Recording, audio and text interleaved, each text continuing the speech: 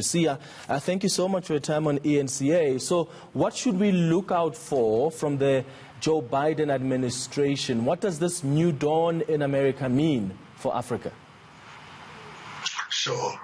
Look, I think firstly, we need to understand that although there's all this ambition and, a euphoric feeling of change, a lot in terms of diplomacy won't change immediately, and it'll take time. Under Trump, the U.S. foreign policy towards Africa has been one of sort of benign neglect. I think in the meantime, their so-called adversaries or competitors, if you think of the trade war with China and, the belligerent stance they've taken towards some European countries, have actually re-engaged with Africa, have come up with a more concerted long-term African trade and investment plans. So I think in coming into office, Joe Biden finds himself in a bit of a back foot in terms of having to catch up and come up with a concerted effort in terms of the U.S. plan for investment and trade in Africa.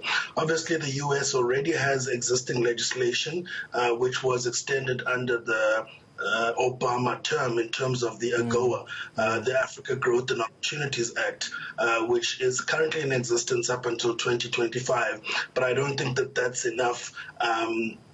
Also, given the huge injection that the U.S. Federal Reserve has made in the U.S. economy in terms of funding, finance, and capital markets, in terms of the $5.8 trillion that they pumped in, we'll definitely be looking for new markets for investment. So Africa being one of the so-called frontier markets, which has also been enabled by the signing of the Continental Free Trade Agreement, provides a huge opportunity for further growth in terms of U.S. companies' expansion on the continent. But I think at this point, there's no clear plan that the U.S. government or foreign policy will have in terms of its engagement with Africa. How cautious must we be in our expectation? There was one analyst, Amin Niang, who is a professor of international relations in Senegal, who said, and I quote, "The Obama-Biden administration held out the most tantalizing prospects yet only delivered symbolic politics." And what she was trying to get people to understand is to be very cautious of their expectations and not expect a lot, and at the very least, so soon. Sure. Look, I think definitely I would support and I would echo those kinds of sentiments, particularly given that if you look at some of the U.S. reactions in terms of some of the biggest investment projects on the continent, like the Mozambique oil and gas investments, there was a major pullout by one of the oil majors from the U.S. However, the European oil majors have stuck by, even though the projects have been contested in terms of the security risk caused by the conflict in Cabo Delgado. So I don't think that the U.S. is necessarily long-term invested in Africa. We've passed a time when they had an extensive program which was also supported by financing infrastructure on the continent through the Power Africa program. And I think during the Trump period, they've lost a considerable amount of ground. And then again, I think looking at really what's on the table for Biden, he will be more focused on internal factors.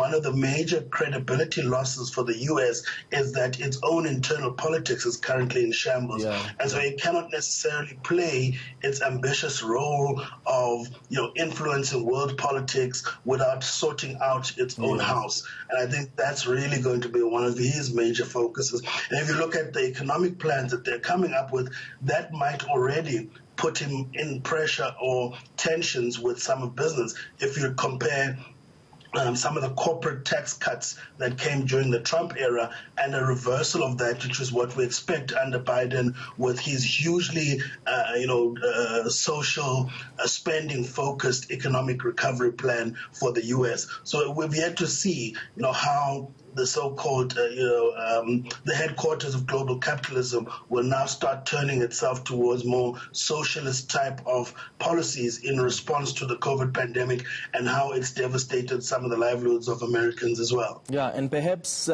his top priority is not going to be foreign relations in light of the domestic challenges, as you indicate, Sia.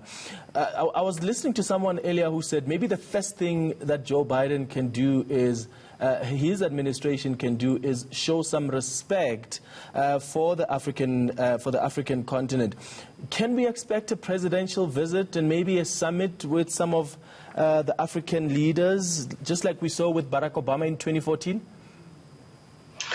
Yeah, look, I think with also the COVID pandemic cloud over us, it's quite difficult to conceive of how perhaps, maybe on virtual platforms they could arrange a kind of conference. But I think if we are to expect anything, it might be around issues of security on the continent, given that the U.S. has been involved in, some of the conflict in the Sahel region in North Africa, as well as some of the rising tensions in the Horn of Africa amongst Ethiopia, Sudan, and Egypt. And obviously the U.S. and China having established military bases in Djibouti puts them right in, the center of that conflict. And I think the mega investments we've seen in Mozambique in natural gas, which there have been a number of follow-up investment opportunities in natural gas around the continent, will definitely draw the attention in terms of the counterterrorism force that the U.S. leads globally, given the insurgence and its impact in Cabo Delgado.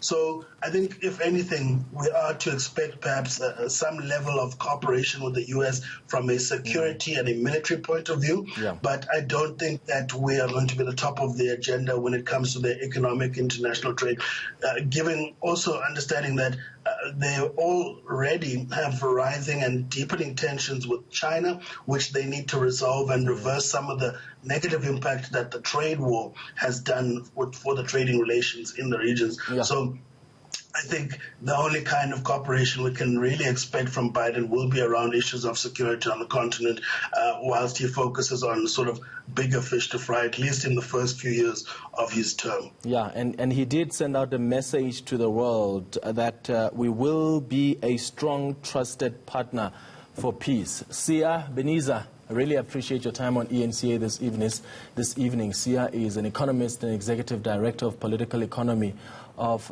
regional integration in Southern Africa.